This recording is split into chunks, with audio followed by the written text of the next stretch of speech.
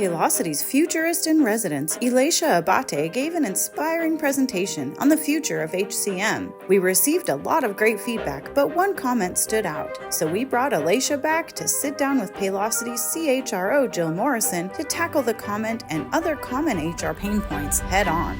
What did you think of the HR leaders comment?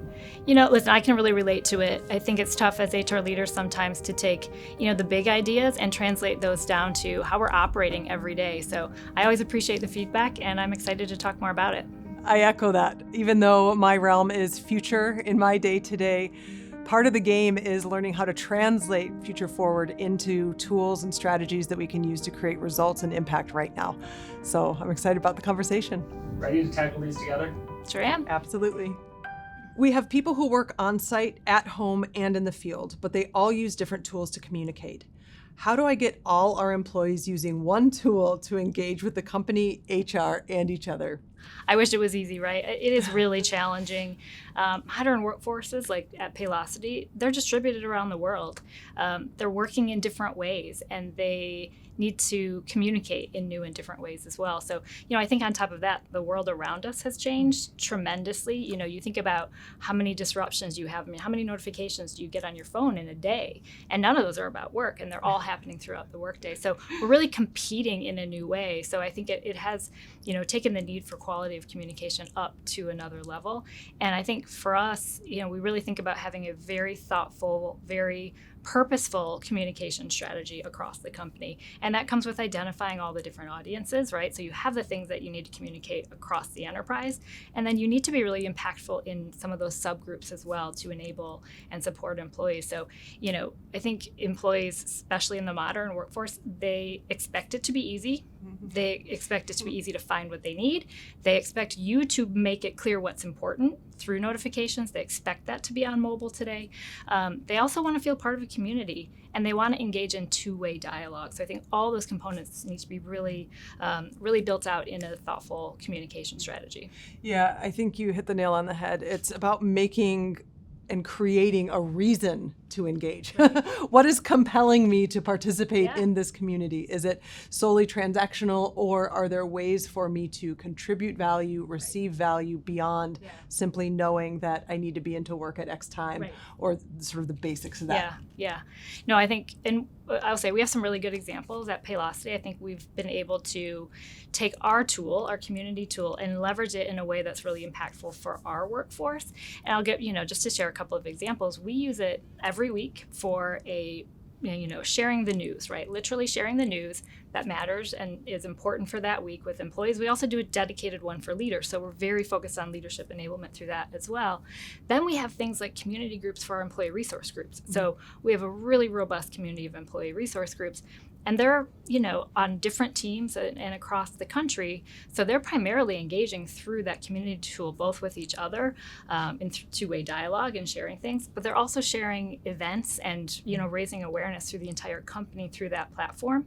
And there's really simple things too, like even in my own team, we use video, right? So there's this way you can really easily throw a video in, and that's a lot more engaging for people too. So we're welcoming new hires and celebrating wins in the team really quickly with a video post that everybody gets more out of than they do a written one today. Yeah, I think one of the things is we look at how connection shifts from past of work to future of work. Yeah. In the past, networking was, even inside of organizations, oftentimes rooted in taking, or what can I get from you? What can I convince you to give me that's of value?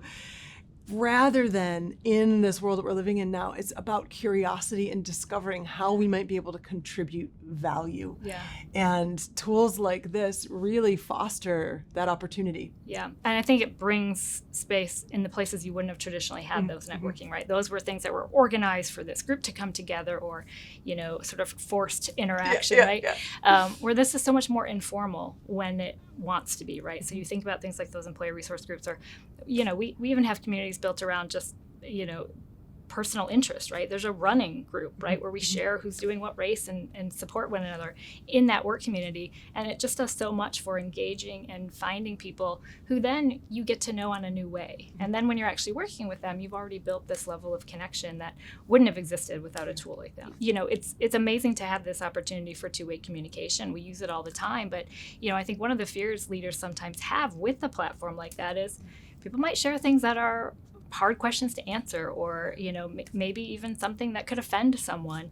And that is an important balance, right? I think for us, what we've done is we make it clear we expect constructive discourse among our employees, and everyone role models that and encourages it, but it does still give this balance of employees seeing the ability to share their full opinion and have that place. So it does take some balance, and it can be really bold to do it and offer it, but we never want to hold people back from the ability to ask the questions or share their thoughts in that place. I think it's just an important piece, and then you learn more about how people are feeling, right? So there's always something to take from that, even if it's a frustrated comment, or maybe could have been worded a little bit differently, like we might hope.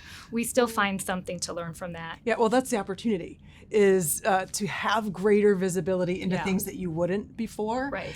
And having the opportunity to have that kind of open dialogue allows for problem solving before a tiny problem becomes an enormous problem, or before one person who's unsatisfied or dissatisfied with what's occurring in a space spreads that message to more and more people. You can deal with problems before they become... If it's one person's concern, of course it's more...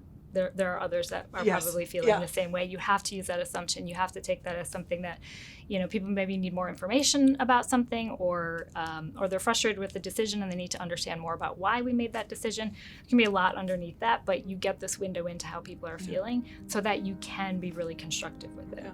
Well, thanks, Alicia. It was so much fun to hear your thoughts on the future of HR. Thank you so much. It was great to be in conversation with you again. Awesome. We'll talk more soon. Yeah.